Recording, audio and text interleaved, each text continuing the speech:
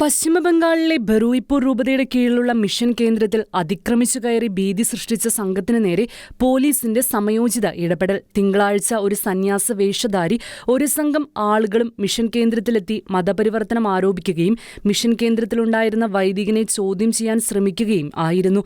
ഇതേ തുടർന്ന് ഉണ്ടായ സംഘർഷാവസ്ഥയിലാണ് പോലീസ് നടപടി സ്വീകരിച്ചത്. സ്വാമി ശിവാനന്ദ മഹാരാജ് എന്ന് സ്വയം വിശേഷിപ്പിച്ച ഒരു സന്യാസ വേഷധാരി ഒരു സംഘം ആളുകളോടൊപ്പം മിഷൻ കേന്ദ്രത്തിലേക്ക് അതിക്രമിച്ചു കയറുകയായിരുന്നു. സംഭവ സമയത്ത് വൈദികന്റെ നിർദ്ദേശപ്രകാരം പാരിഷ് കൗൺസിൽ അംഗങ്ങളും പ്രദേശവാസികളായ കത്തോലിക്ക വിശ്വാസികളും സ്ഥലത്തെത്തി. തുടർന്ന് വിവരമറിഞ്ഞ് അക്രൈസ്തവരായ ആളുകൾ ഉൾപ്പെടെ ഏകദേശം 200ഓളം പേർ സ്ഥലത്തെത്തുകയും മിഷൻ കേന്ദ്രത്തിന് ഐക്യദാർഢ്യം പ്രകടിപ്പിക്കുകയും ചെയ്തതായി സംഭവത്തെക്കുറിച്ച് പ്രതികരിച്ച ബറൂയിപ്പൂർ രൂപത ബിഷപ്പ് ശ്യാമൾ ബോസ് പങ്കുവച്ചു. വർഷങ്ങളായി പ്രദേശത്തെ ദരിദ്രർക്കും കുട്ടികൾക്കും പിന്നാക്ക വിഭാഗങ്ങൾക്കും വിദ്യാഭ്യാസ, സാമൂഹിക, ആത്മീയ സേവനങ്ങൾ നൽകി വരുന്ന മിഷൻ കേന്ദ്രത്തിലേക്കാണ് തീവ്ര ഹിന്ദുത്വവാദികളായ ഒരു സംഘം അതിക്രമിച്ചു കയറിയത്.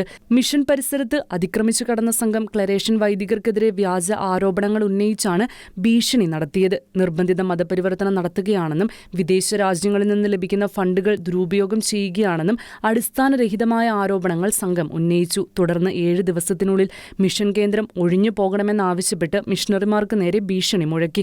സംഭവത്തെ തുടർന്ന് ബറൂയിപ്പൂർ രൂപതാധ്യക്ഷനെ ക്ലരേഷൻ സഭാ നേതൃത്വം വിവരമറിയിക്കുകയും നിയമ നടപടികൾ സ്വീകരിക്കുന്നതിനായി അഭിഭാഷകനുമായി കൂടിയാലോചന നടത്തുകയും ചെയ്തു.